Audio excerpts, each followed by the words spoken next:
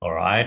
Good morning. Well, good afternoon, everyone. Actually, it's already in the afternoon. The whole day's already gone so fast. Afternoon, everyone. Welcome back to another episode of Spark Your Fire. I'm one of your hosts, David Shih, and together with me is the smiling John Comino, as always, with his lovely Bridge to Bricks logo in the background. How are you, Yes, mate? Good to see you. very well. Not so subtle. I'm very well, David. How are Right you in the doing? face, mate. Right in the face. Let's put it that way. That's right. That's right. But that's what we like it, right? Like you basically it's very clear. People know what you work for, basically as buyer's agent, representing people in terms of buying properties, which is a very important task in the way I look at it. And that's what makes the conversation interesting because, we can always pick something out of based on your dealings with customers and how you have a bit of a strategic talk as well, in terms of helping them to come to a decision-making process as well. You know, so I think, yeah, today, I mean, a bit later this segment, we'll touch on a bit about the decision-making process and what we call the four quadrants, as John's. I mean, I shouldn't be stealing your term. I should let John. You should Not do at the all. introduction, mate. The four decision quadrants in terms of how you guide your clients in terms of making that decision. But look, first, hot off the press, everyone's got to be happy. 0.25% reduction from RBA. Basically, I think not, although 0.25% isn't big, but I think it's an indicator, to be honest. And I can see that that has caused a lot of change in terms of sentiments, especially in the city markets, just looking at the clearance rates, John. And you're the expert there. What are you seeing at the moment? Yeah, you're right. 0.25% doesn't by itself make real estate suddenly affordable, but what it does is it gives an indication of the direction of rates because um, interest rates are like they're like ants. You never just see one ant. You always see many ants. And interest rates are the same thing. There's rates are never just dropped once. There was dropped in a kind of a rate cutting cycle, and they're never just raised once. There was raised in a cycle. And so the market is right to be predicting, I don't know, three rate cuts this year, something like that. They never just do it once. So we've just done the first of a cycle of interest rate cuts. About 2 weeks ago now, actually. So That's true. it was At the time of this 2 weeks ago. Just recording. to, Yeah, yeah. date stamp this. And it's obviously good for the market. Look, we've been anticipating this for ages. I think we said a year ago that the first rate cut would be in February. So we were very lucky with that call, but it became more and more obvious that there's only so much pressure. Like the Fed is the world's central bank, so we can go in a different direction to them only for so long. Yes. Once the Fed started cutting, then it was like sand through the hourglass. When was the RBA going to cut? And it was always going to be about 7 months after, let's say, the Reserve Bank of New Zealand or the Federal Reserve, because we started raising rates about 7 months after them. So that's why it was fairly easy to predict actually when they were going to start doing the rate cuts. But it also there's also some political pressure as well. The That's what upcoming I election, my guess is there were different factors leaning on the RBA. But nonetheless, I mean, if you're a real estate guy, if you're an existing owner of real estate, it's it's good. It's bullish. I track the Core Logic daily feel. indices Yeah. to see which way real estate's going, and it's been definitely bullish ever since the rate cut. But more than that, Sydney's probably the best performing market over the last 2 weeks, and it's only 2 weeks, so one swallow doesn't make a spring. But it again, it's suggesting what we said, which is that when they start cutting rates, the markets that are going to benefit first are going to be the lowest yielding markets, Sydney and Melbourne, Yeah. and we're slowly starting to see that. So Yeah. it's good. It's Very good, true. good for the market. Clearance rates are in the mid to high 70s now. So I think the last clearance rates are around 76% in Sydney, which is bullish. I mean, anything over 70% is generally means the prices are rising. Yeah. That's certainly the case. Uh, it's not a feeding frenzy yet, but it's busier. There's more stock, but the stock isn't great. So there's a lot of foot traffic at these open for inspection. So yeah, it's busy out there. I mean, it's obviously it's good for the market. Do you think that's going to have an impact in terms of the seller sentiments as well? So, people may have already hold off in terms of selling or putting their property on the market for sale. now that they think that we are going to be starting a bit of a easement cycle, not straight away, but potentially Mm. this year, as you said, potentially up to three rate cuts this year. Do you think that the owners is going to postpone their decision in terms of selling, which means the supply is likely to start to come short again, or not as much as what everyone else is Yeah. anticipating earlier this year? Uh, no, I don't think so. And the reason I don't think so is that I think that one of the reasons why there is a little bit more supply at the moment is there's an underlying there's some sort of stress fractures in sort of household finances, Mm, and there's a little bit of financial distress. Not overwhelming distress. We're not in a depression or anything like that, but I think that there's some mortgage stress. Some, definitely. and I think that people are offloading, let's say if they own three properties, are offloading the low quality properties Yeah. first, just to reliquify. So, I don't think that you postpone that. I think, when the bank is knocking for repayments, you just have to pay. So I think that that process will play itself out. And I think that, no, they won't be waiting for the prices to go up that much more. But that said, prices are still lower than they were, say, 3 months ago. But Mm, I think they're turning yeah.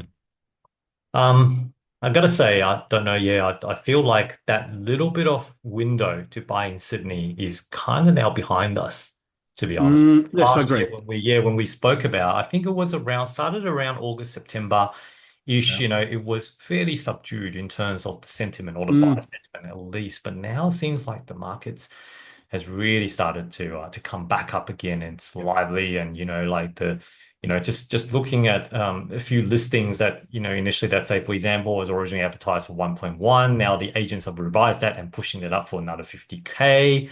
That's usually like an indicator as well. And I also happen to, I guess I've hit a few inspections last weekend just around the right area for a few townhouses.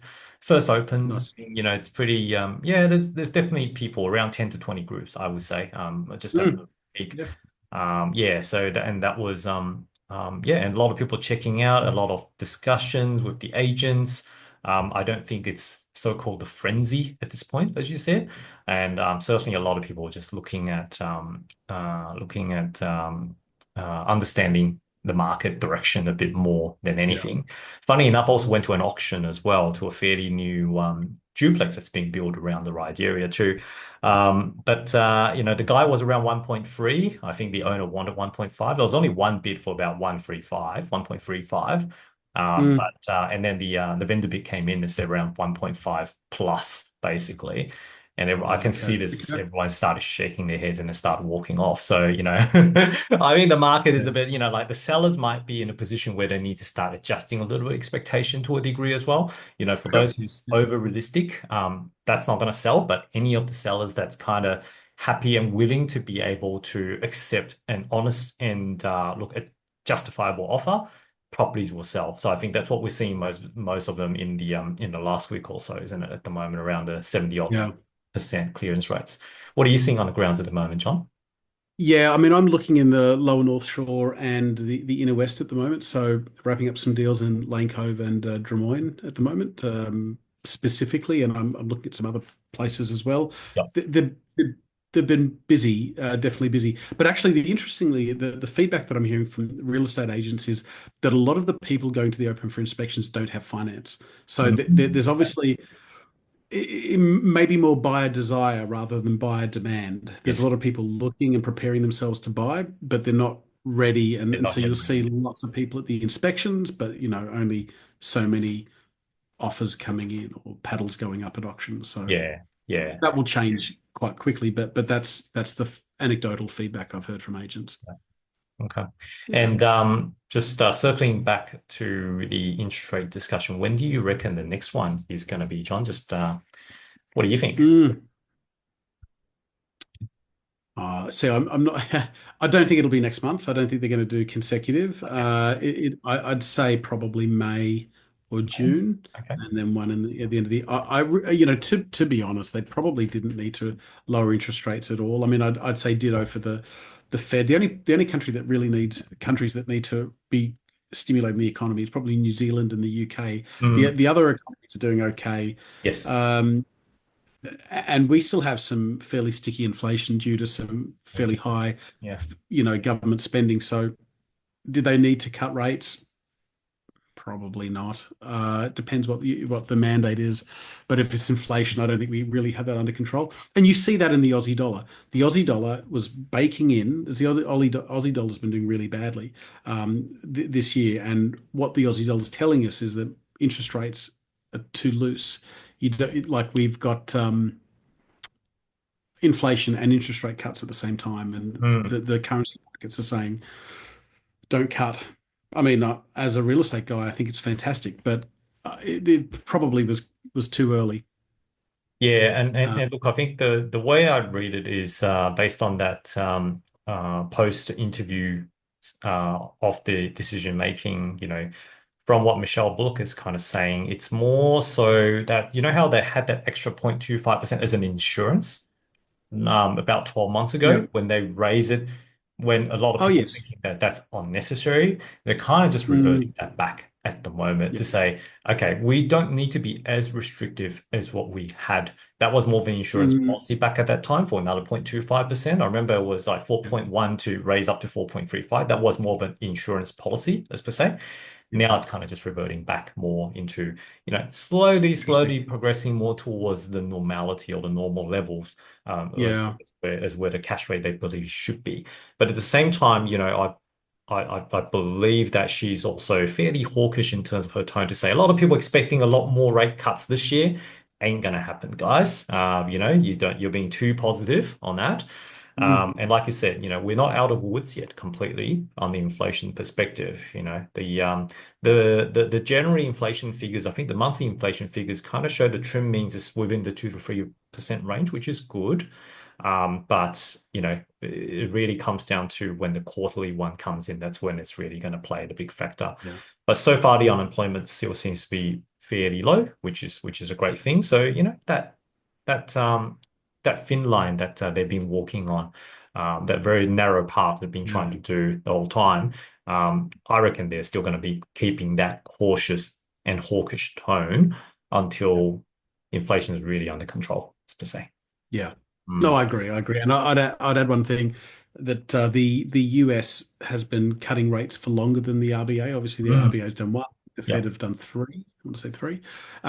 However, they raised rates higher much than higher. the RBA did. So Much. when they were cutting rates, the first three rate cuts really just brought them down to where the RBA was. And Yes. so even though in terms of momentum, the RBA ought to be in a rate cutting cycle. They never went as high as the central banks, and so they don't need to cut as much. And so Right. I think that's another reason why the RBA is saying there aren't that many rate cuts in us because We they didn't they raise didn't that much. raise them as high. Yeah. Yeah, exactly. Exactly. Mm. All right. Thanks, John. That's some insights from that excellent brain of yours as always. Changing gears Swiss a cheese. What's left of it? changing gears a little bit, Dan. How about Yeah. you walk us through about the decision quadrants that you usually go Yeah. discuss with your clients, and yeah, that's used as a bit of discussion. Yeah.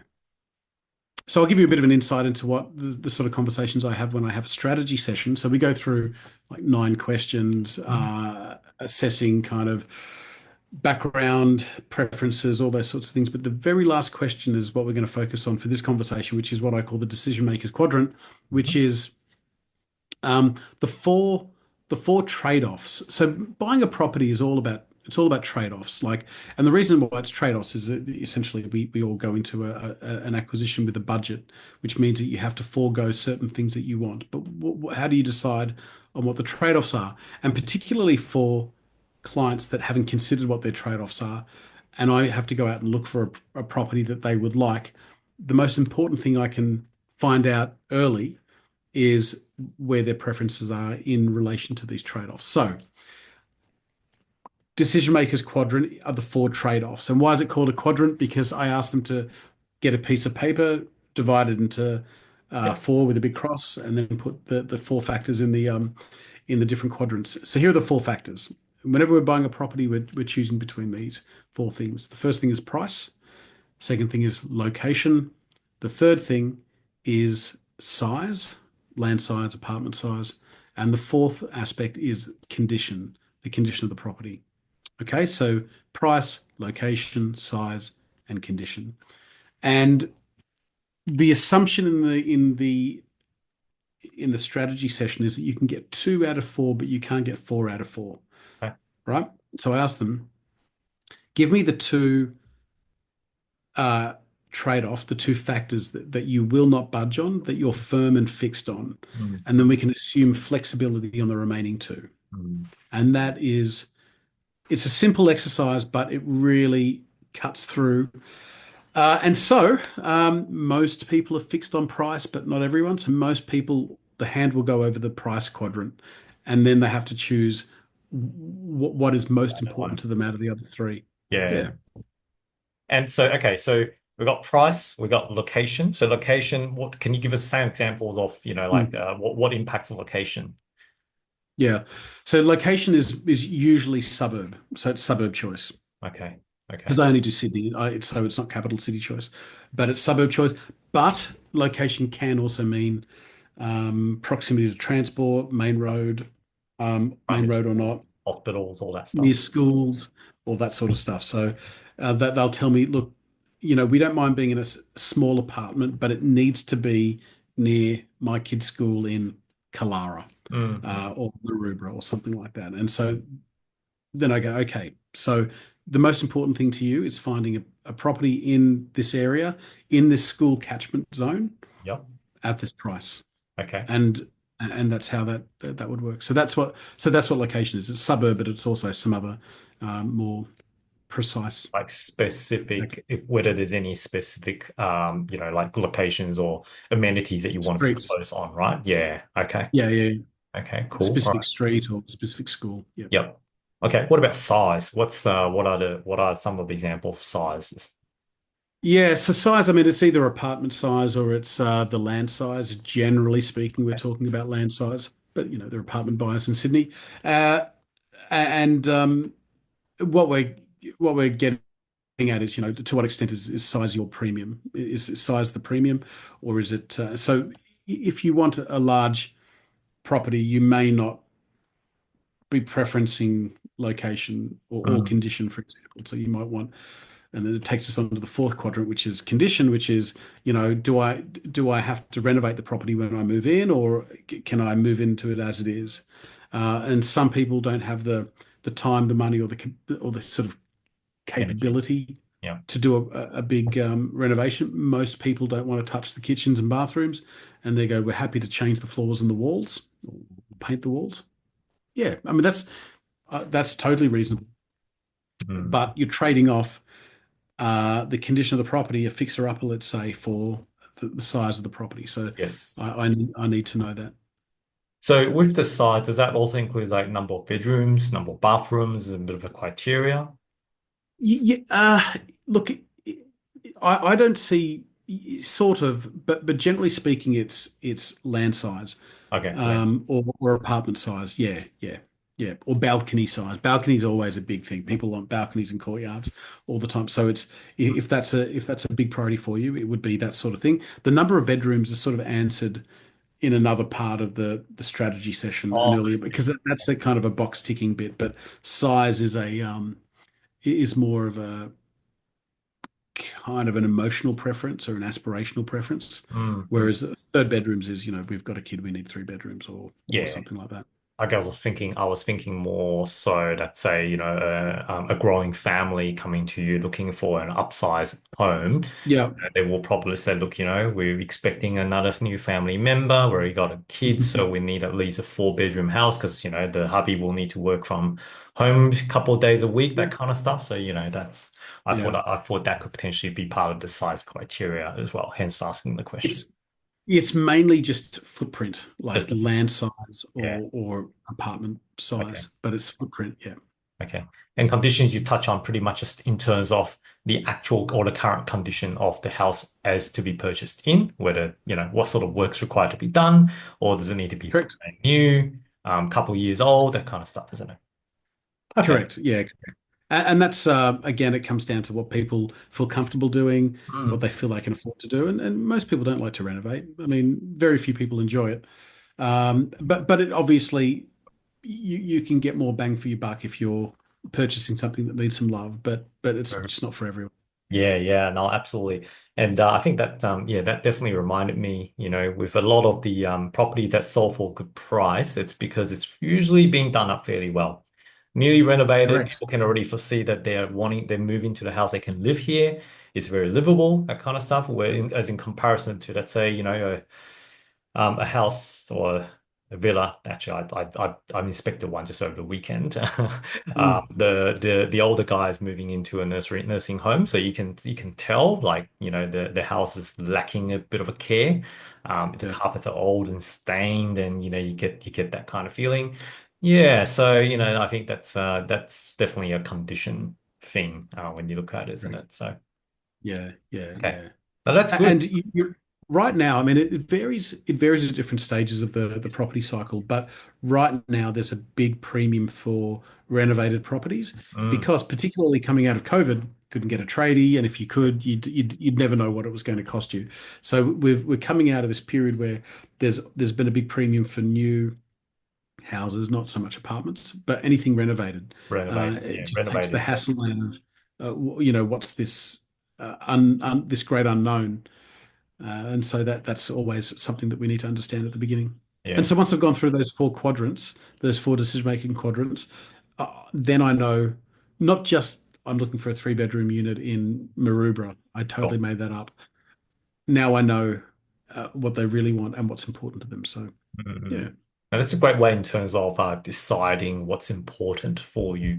I mean, even just for our listeners, if you're looking for a property themselves, right? Like, you could simply do the exercise yourself, write down price, location, condition, and also what's the other one? Size, is the other price. one. Yeah, size is the other one. So have these four down as the quadrants and work out what are the two most important ones that's to you.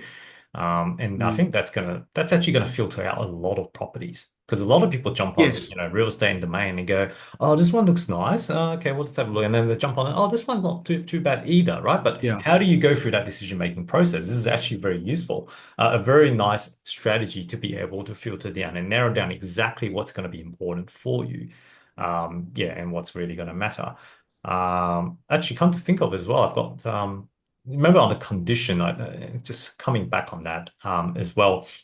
A lot of people, when they purchase fixer-uppers, they also need to consider the cost of holding onto the property while renovation is being done Yeah. as well, depending on the level of renovation that needs to be done. And given how difficult it is to actually get a tradie at the moment, sometimes it can take anywhere between 3 to 6 months to get the work done. Now, you're going to be Yeah. paying interest the whole time as well.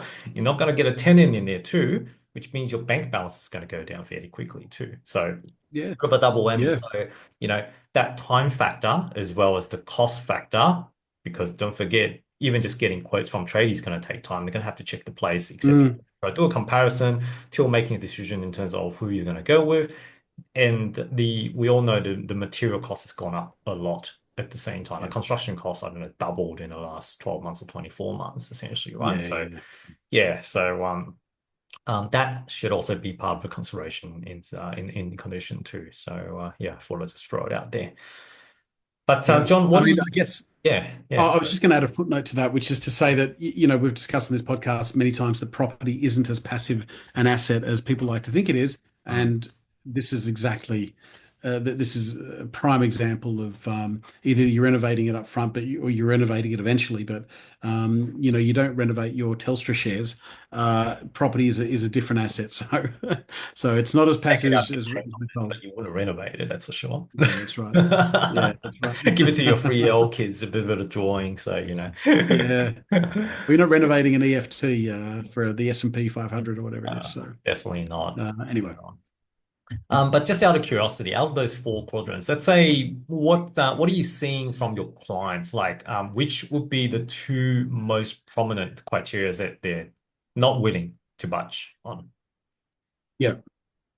So it's usually it's price and location, Okay, price and but location. sometimes you get price and size.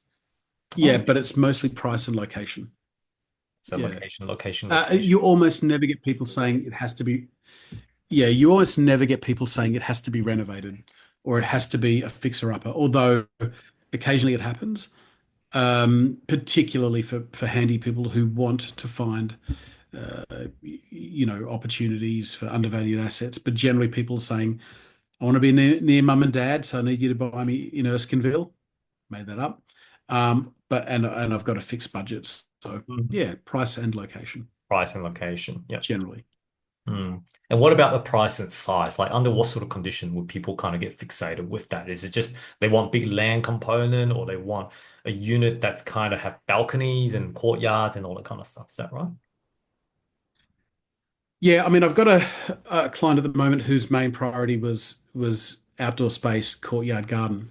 So that's an example. So it was price and size were the two. So it's interesting that you say that.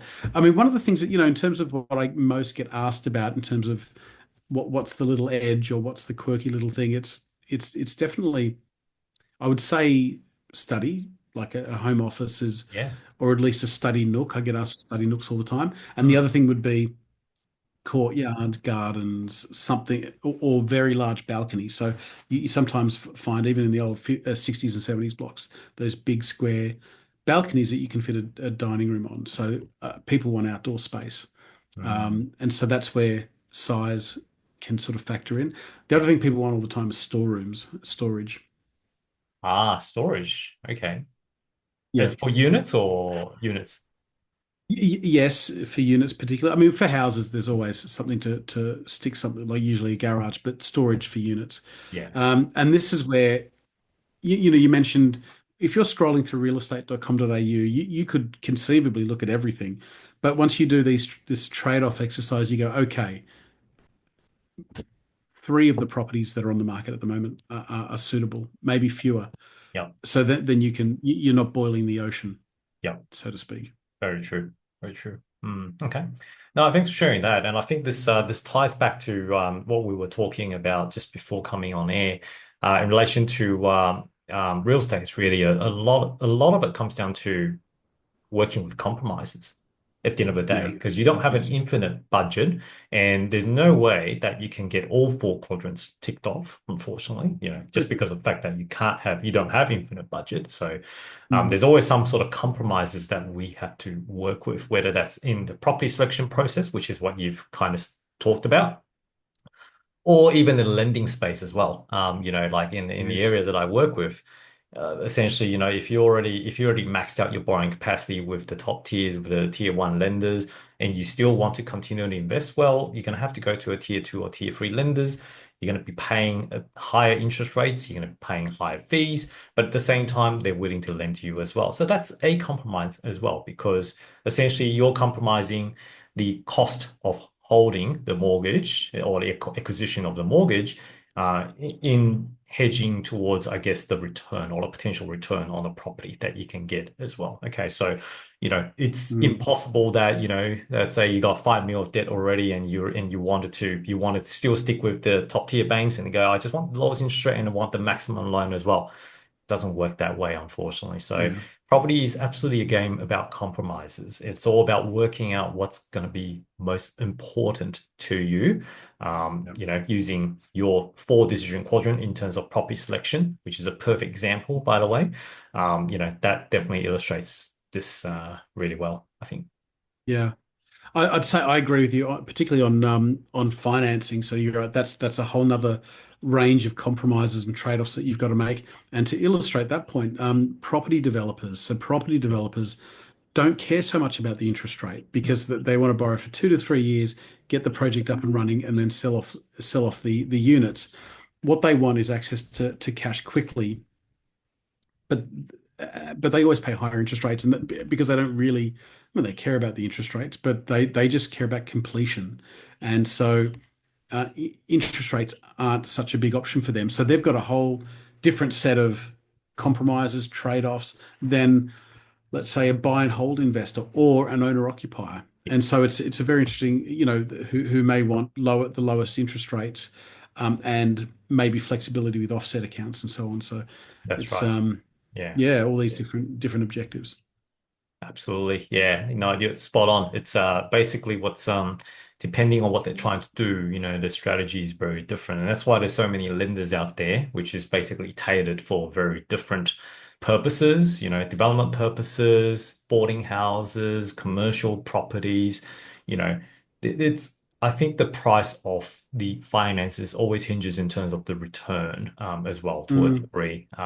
Yeah, so yeah, or the purpose of the loan, I should say. If the purpose of the loan is for development, you're obviously going to get a very different interest rate or fees charged against that's just a typical standalone home loan. So, it all comes down to risk and reward is the way I see it. And yeah, yeah, compromise comes down to it. yeah. All right. Awesome. All right, John, anything else to add? No, I mean, other than I'd say life is about trade-offs. So it's it's not that different to any other decision that we make. But hopefully today we've just crystallized what those trade-offs are in real estate and finance. True, very true. No, thank you. Thanks for another episode full of wisdom, and hopefully this is going to help our listeners in terms of their decision making process on at least the asset selection side of things. Just a final footnote as well with the RBA rate reduction. For those of us who's got home loans. The I just want to shout out that a lot of the home loans repayments doesn't automatically reduce unless you actually contact the bank too. So if you're squeezed on a bit of a cash flow and you're on a PNR repayment, by default, I think a lot of lenders actually don't reduce. They reduce the interest rate, but they don't reduce the repayment down automatically. Okay, so they will still keep your repayment the same.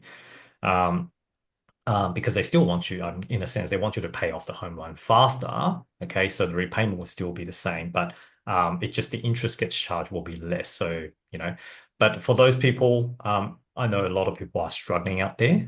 So, if you're wondering, hey, there's 0.25% interest rate drop, but, my cash flow hasn't improved. Why is that?